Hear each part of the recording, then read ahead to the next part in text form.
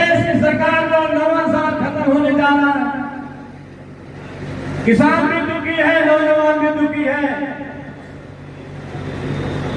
हमारे महिलाओं पे अत्याचार भी बढ़ा है, कानून व्यवस्था नाम की कोई चीज नहीं रह गई।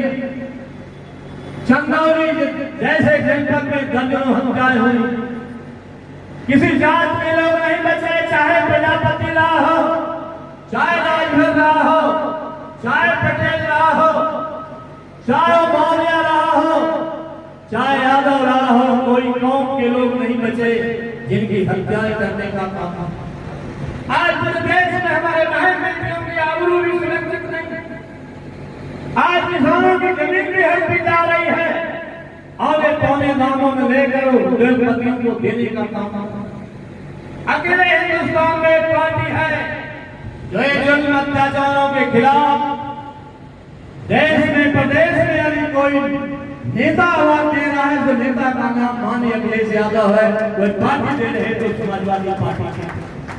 आइए तमाम अत्याचार हो रहे हैं, लोगों को फंसे मुकदमे में फंसाए जाने का काम, जेल में डालने का काम। अभी आपने देखा है कि हम लोगों के नौजवान साथी जिनके सम्मान में हमने खड़ा है, उनको भी गुंडा है लगा के जिले से बाहर करने का काम किया। बहुत ही घबराए हैं, खासतौर से लोकसभा के चुनाव के बाद जिस नारे को लेके, पीडीए के नारे को लेके माननीय अध्यक्ष जी निकले देश में, आप सबका आशीर्वाद मिला, आप सबने अपना समर्थन दिया। केवल 37 सीट नहीं जिताने का काम किया समाजवादी पार्टी को, बल्कि पूरे हिंदुस्तान में तीसरी पार्टी बनाने का काम किया आपने। इसलिए हम लोग आपसे निवेदन करना चाहते हैं, आज हम लोग सम्मान में इकट्ठा हो भाई धर्मेंद्र जी से भी कहना चाह रहे हैं कि ये सम्मान जिसके लिए हम लोग आप यहाँ आए हैं बहुत बहुत बधाई देते हैं, लेकिन ये बड़ी चुनौती आपके लिए, बड़ी चुनौती है। ऐसे समय में आपको जो जिम्मेदारी मिली है, जब 27 का चुनाव होने जा रहा है, देश का ऐतिहासिक चुनाव है, जब देश की सत्ता में बैठे लोग संविधान को भी बदलना चाहते हैं, आरक्षण को भी खत्म कर रहे हैं।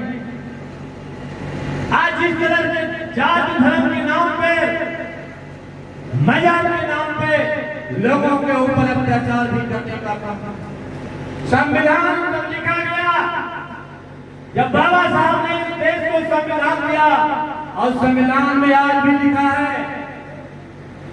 आज इस प्रस्तावना में आज भी धर्मनिरपेक्षता, समाजवाद को प्राथमिकता देने का काम किया।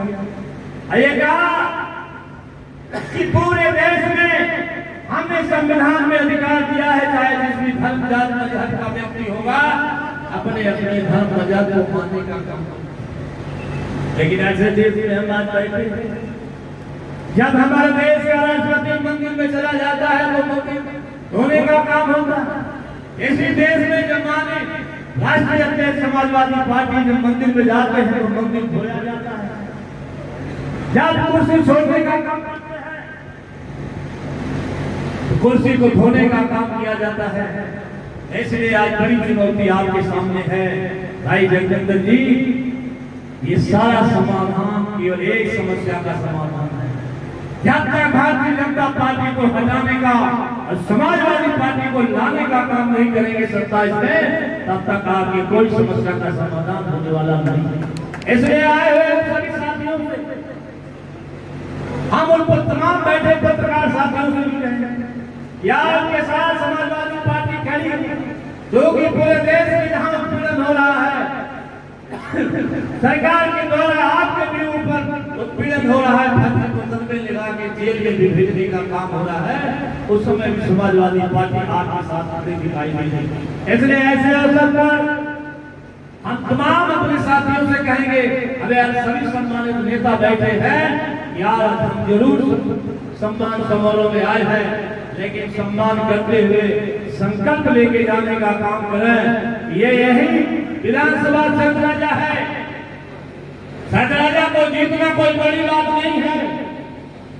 यहाँ बड़े से बड़े, छोटे से छोटे दोनों अपराधी चुनाव लड़ चुके हैं। बताओ उससे बड़ा कौन लड़ने का काम यहाँ करेगा? दोनों को यहाँ के यही समाजवादी के नेताओं ने हराने का काम किया है और उनको यहाँ से समाजवादी पार्टी को जिताने का काम किया।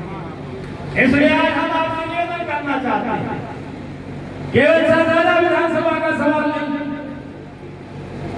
आपने अपनी भारी तादाद में जहां समाजवादी पार्टी के खिलाफ भारतीय जनता पार्टी ने सारे हथकंडे अपनाने का काम किया।